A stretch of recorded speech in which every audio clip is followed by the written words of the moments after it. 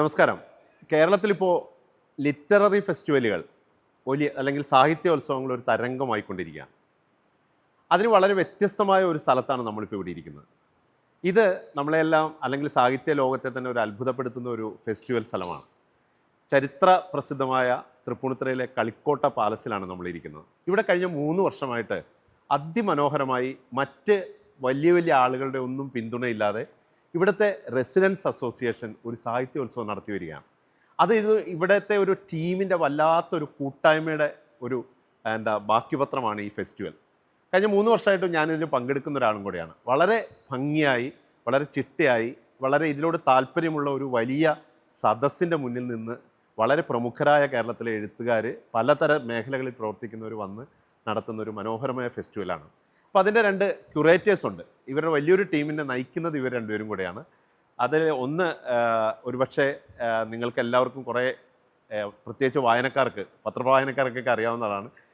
Senior the ഹിന്ദുവിൻ്റെ senior deputy എഡിറ്ററായിരുന്ന K പ്രദീപേട്ടൻ സ്പോർട്സിലും വളരെ വിദഗ്ധനായ അല്ലെങ്കിൽ സ്പോർട്സ് സ്പെഷ്യലിസ്റ്റാണ്. ക്രിക്കറ്റിൻ്റെ ഈറ്റിലുമാണ് തൃപ്പൂണിത്തുറ എന്നറിയാലോ, അതുകൊണ്ട് തന്നെ അതിൻ്റെ സ്പെഷ്യലിസ്റ്റാണ്.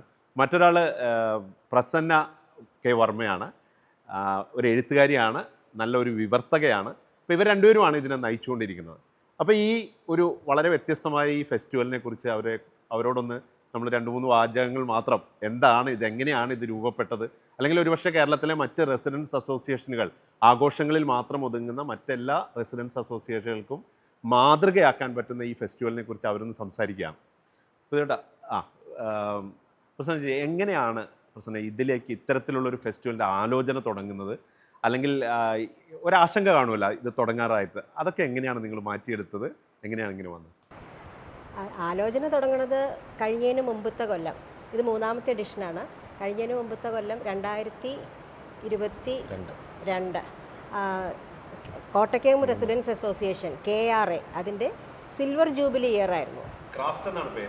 അത് ഈ ഫെസ്റ്റിവലിൻ്റെ പേര് ക്രാഫ്റ്റ് എന്നാണ്. KRA ഞങ്ങളുടെ മാതൃസംഘടന എന്ന് പറയുന്ന കോട്ടയ്ക്കകം റെസിഡൻസ് അസോസിയേഷൻ. അപ്പോൾ അതിൻ്റെ സിൽവർ ജൂബിലി ഇയറിൽ ഒരു കൊല്ലം നീണ്ടു നിൽക്കുന്ന പരിപാടികൾ, എല്ലാ മാസവും പറ്റണ പോലെ ഓരോ പരിപാടികൾ നടത്തണമെന്ന് അന്ന് തീരുമാനിച്ചു. അപ്പോൾ ഞങ്ങൾ കുറച്ച് പേര് അതിലൊരു പരിപാടി ഒരു ലിറ്റററി ഫെസ്റ്റിവൽ എന്നുള്ള ഒരു മോഡിലാണ് തുടങ്ങിയത്. ആലോചിച്ച് വന്നപ്പോഴാണ് ഞങ്ങൾ ഈ KRAയും കൂടി ഇൻകോർപ്പറേറ്റ് ചെയ്തുള്ളൊരു പേര് ആലോചിച്ചപ്പോഴാണ് KRA ഫെസ്റ്റിവൽ ഓഫ് തോട്ട് എന്നുള്ളത് ക്രാഫ്റ്റ് എന്നുള്ളൊരു ഇതിലേക്ക് വരികയും തോട്ടാക്കി കുറച്ചും കൂടി വിപുലമാക്കാം എന്നുള്ളൊരു ധാരണയിലാണ് അങ്ങനെ തുടങ്ങിയത്. അപ്പോൾ അത് തുടങ്ങുകയും ആ കൊല്ലം അത് ഭംഗിയായിട്ട് നടന്നു. ആരുടെയും ഇത് പറഞ്ഞ മാതിരി റെസിഡൻസ് അസോസിയേഷനാണ്, ഞങ്ങളുടെ ഒരു അയൽക്കാരുടെ ഒരു കൂട്ടായ്മയാണിത്. എണ്ണം കൂടുതലുണ്ട് ആൾക്കാരുടെ, പക്ഷെ ഒരു കൂട്ടായ്മയേ ഉള്ളൂ. അതിന് നേരത്തെ പറഞ്ഞ മാതിരി വലിയ വലിയ സംഘടനകളുടെയോ പബ്ലിഷേഴ്സിൻ്റെ അങ്ങനത്തെ ഒന്നും ഒരു പിന്തുണയില്ല. ഇത് മനുഷ്യരുടെ ഒരു കൂട്ടായ്മയാണ്, അടുത്തടുത്ത് താമസിക്കുന്ന കുറച്ച് പേരുടെ. ആ കൊല്ലം അത് ഭംഗിയായിട്ട് നടന്നപ്പോൾ, പിന്നത്തെ കൊല്ലം സിൽവർ ജൂബിലി ഇയറൊന്നും അല്ല, പക്ഷേ ഇത് മുമ്പോട്ട് കൊണ്ടുപോകാമെന്ന് ഞങ്ങൾക്ക് എല്ലാവർക്കും, ഈ ക്രാഫ്റ്റിൻ്റെ ടീമിന് മാത്രമല്ല റെസിഡൻസ് അസോസിയേഷൻ്റെ എല്ലാവർക്കും, ഭാരവാഹികൾക്കും ആൾക്കാർക്കും വളരെ ഭംഗിയായിട്ട് നടന്നൊരു പരിപാടി ആയത് കാരണം പിന്നത്തെ കൊല്ലം കുറച്ചും കൂടിയും റെസ്പോൺസും കിട്ടി. അതങ്ങനെ അങ്ങനെ കുറേശ്ശെ വലുതായി എസ്റ്റാബ്ലിഷ് ചെയ്ത് വരികയാണ് ഇപ്പോൾ. ഈ എല്ലാ ഇത്തരം സംരംഭങ്ങളെയും ആളുകളെ ഒന്ന് പിന്നോട്ട് വലിക്കുന്നത് സാമ്പത്തികമാണ്. ഞാൻ നോക്കിയപ്പോൾ ഇവിടെയാണെങ്കിൽ എല്ലാവർക്കും സൗജന്യ ഭക്ഷണം തുച്ഛമായ 50 രൂപ മേടിക്കുന്നുണ്ട്. പിന്നെ പുസ്തകോത്സവം, അവർക്ക് സൗജന്യമായിട്ട് പുസ്തകങ്ങൾ വിൽക്കാൻ ഇപ്പോൾ വലിയ പുസ്തകശാലകൾ തന്നെ വന്നിട്ടുണ്ട്. അപ്പോൾ ഇതൊക്കെ എങ്ങനെ മാനേജ് ചെയ്ത് കൊണ്ടുപോകുന്നത്? അതാ ഞാൻ പറഞ്ഞത്, ഇതിൽ അതിൻ്റെ ഒരു ചെറിയ രഹസ്യം എന്ന് പറഞ്ഞാൽ മതി അത്. പക്ഷേ അത് കുറച്ച് കാര്യങ്ങൾ മാത്രം പറയാനുണ്ട്. ഒന്ന്, KRAയുടെ ഫണ്ടിങ് ആദ്യത്തെ 2 കൊല്ലം നമുക്കുണ്ടായിരുന്നു ചെറിയ തോതിൽ. അത് പുള്ളിക്കും തന്നെ ആദ്യത്തെ കൊല്ലം വന്നതാണല്ലോ, പാർട്ടിസിപ്പൻ്റ് ആയിരുന്നു, സ്പീക്കറായിരുന്നു. അപ്പോൾ നമ്മൾ വളരെ ചുരുങ്ങിയ ഒരു ബഡ്ജറ്റിൽ സാധനം നടത്തിപ്പോയതാണ് ആ കൊല്ലം. അതിൻ്റെ സക്സസ്സാണ് ശരിക്കും പറഞ്ഞാൽ നമ്മളെ ഇൻസ്പയർ ചെയ്തത്. രണ്ടാമത്തെ കൊല്ലം കുറച്ചും കൂടിയും നമ്മൾ പുറത്തുനിന്നുള്ള ചുറ്റുമുള്ള നമ്മുടെ ആൾക്കാരുടെ കയ്യിൽ നിന്ന് കാശൊക്കെ പിരിച്ച് ചില സ്പോൺസേഴ്സിനൊക്കെ കണ്ടെത്തി നമ്മൾ 2ാമത്തെ കൊല്ലം നടത്തി. പിന്നെ ഒരു അഡ്വാൻറ്റേജ് ഉള്ളത്, KRAയ്ക്ക് ഇതൊരു ലാഭം ഉണ്ടാക്കേണ്ട കാര്യമൊന്നുമില്ല. KRAയുടെ ഫണ്ടിൽ നിന്ന് പോകാണ്ടിരുന്നാൽ മതി. അങ്ങനെ കൊണ്ടുപോയാൽ നമുക്കിത് കുഴപ്പമില്ല എന്ന് പറയുന്നിടത്തോളം നമ്മൾ പിന്നെ ഇറങ്ങിയത്. ഇത്തവണ ഈ ടീമിൻ്റെ ഗുണം, നമ്മുടെ ഇത്തവണത്തെ ടീമിൻ്റെ ഗുണം എന്താണെന്ന് വെച്ചാൽ നമ്മൾ 3 കൊല്ലമായിട്ട് നമ്മൾ തന്നെയാണ് പ്രവർത്തിക്കുന്നത്. അതിൻ്റെ ഒരു സബ് കമ്മിറ്റിയാണ് ഇതിനു വേണ്ടി നിയോഗിച്ചിരിക്കുന്നത്. കെയറയുടെ സബ് കമ്മിറ്റിയാണ് ക്രാഫ്റ്റ് നടത്തുന്നത്. അതിലൊരു 7-8 പേരുണ്ട് നമ്മൾ. അപ്പോൾ നമ്മൾ നമ്മളെന്താ ഇത്തവണ ചെയ്യുന്നത് വെച്ചാൽ ഒക്ടോബറിൽ പണി തുടങ്ങി നേരത്തെ.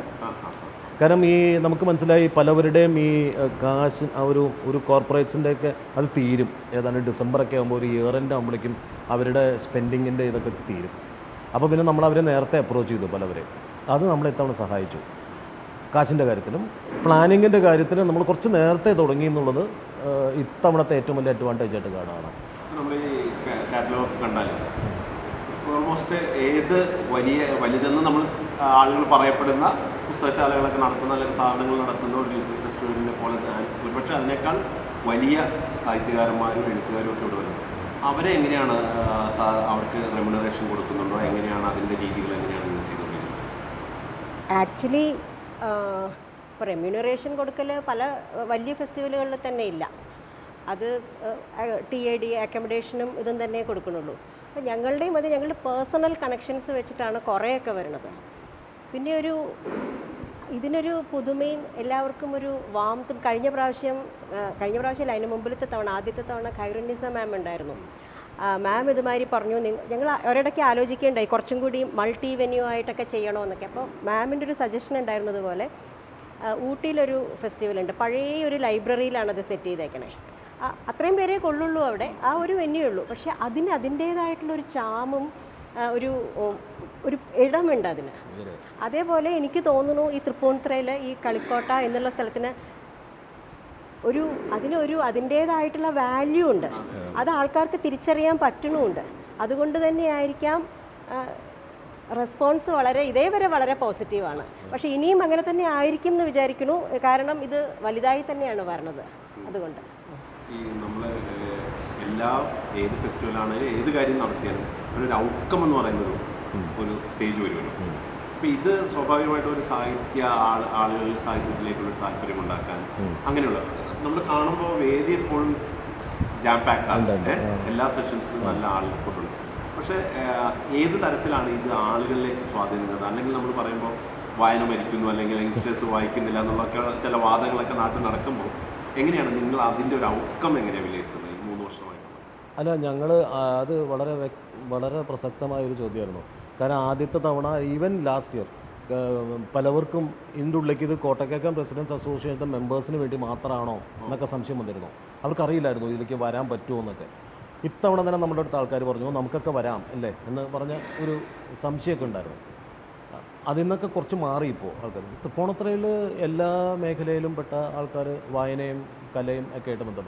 ഒരു 3 കൊല്ലം എടുത്ത് നോക്കി കഴിഞ്ഞാൽ ലിറ്ററേച്ചർ മാത്രമല്ലല്ലോ നമ്മൾ തൊട്ടേക്കണേ. നമ്മളതിനകത്ത് ഡാൻസ്, മോഹിനിയാട്ടം, കഥകളി, നാടകം എല്ലാം നമ്മൾ അതിൽ ഉൾപ്പെടുത്തിയിട്ടുണ്ട്. എല്ലാം മാധ്യമ പ്രവർത്തനം, ഇതൊക്കെ ലീഗൽ എല്ലാം നമ്മൾ കൊണ്ടുവരുന്നുണ്ട്.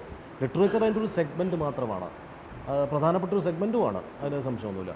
അപ്പോൾ അങ്ങനെ നമ്മൾ കൊണ്ടുപോകണതുകൊണ്ട് തന്നെയാണ് തോന്നുന്നു കുറേ ആൾക്കാർ ഇൻട്രസ്റ്റ് കാണിച്ച് വരുന്നത്. ഇതിപ്പോൾ ലിറ്ററേച്ചർ മാത്രമാണെങ്കിൽ ചിലപ്പോൾ ഇത്രയും ആൾക്കാർ വരുമെന്നറിയില്ല. പിന്നെ ഇമ്പാക്റ്റ് ഞാൻ പറയാം. ഇന്നലെ ഞാൻ കണ്ട ഒരു കാഴ്ച പറയാം. ഒരു ചെറിയ കുട്ടി, എനിക്ക് തോന്നുന്നു ഹൈസ്കൂൾ ആയിട്ടില്ല എന്ന് തോന്നുന്നുണ്ട്. അവൻ ആ ലൈബ്രറി അവിടെ പുസ്തകങ്ങൾ ശാലയൊക്കെ നോക്കിയിട്ട് തിരിച്ചു വന്ന് നമ്മുടെ സജീവൻ്റെ മുമ്പിലിരിക്കുക വരയ്ക്കാൻ. അപ്പോൾ ഞാൻ ചോദിച്ചു പുസ്തകം വല്ലതും കിട്ടിയോ എന്ന് ചോദിച്ചു. ഞാൻ നോക്കിയ പുസ്തകമൊന്നും എനിക്ക് കിട്ടിയില്ല എന്ന് പറഞ്ഞു കേട്ടോ. അപ്പോൾ ഞാൻ പറഞ്ഞു ഏതാ നോക്കിയേ? അപ്പോൾ അവൻ്റെ ചില പുസ്തകങ്ങൾ പറഞ്ഞു. അപ്പോൾ ഇനി എന്താ ചെയ്യുക? അതാണ് എനിക്കറിയില്ല. അപ്പോൾ ഞാൻ ഒന്ന് ആ പബ്ലിഷേഴ്സിനോട് ചോദിക്കൂ നാളെ കൊണ്ടുവരാൻ പറ്റുമെന്ന്. ഞാൻ ചോദിക്കാം.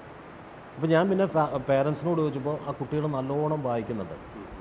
അപ്പോൾ ഞാൻ അവിടെ ഇരിക്കുന്ന ആ പേരൻസിനോട് ചോദിച്ചു നമ്മൾക്ക് KRAയിൽ ഈ കുട്ടികൾക്ക് വേണ്ടി, നമ്മുടെ സീനിയേഴ്സിന് വേണ്ടിയല്ല, സ്കൂളിൽ പഠിക്കുന്നവർ അതിൻ്റെ മുകളിലേക്കുള്ള കോളേജ് വരെയുള്ളവർക്ക് മാസത്തിൽ ഒരിക്കയോ ഇത്തരം ഒരു വായന കൂട്ടം പോലെ തുടങ്ങിയാൽ എങ്ങനെയിരിക്കുന്നു? അവർ പറഞ്ഞു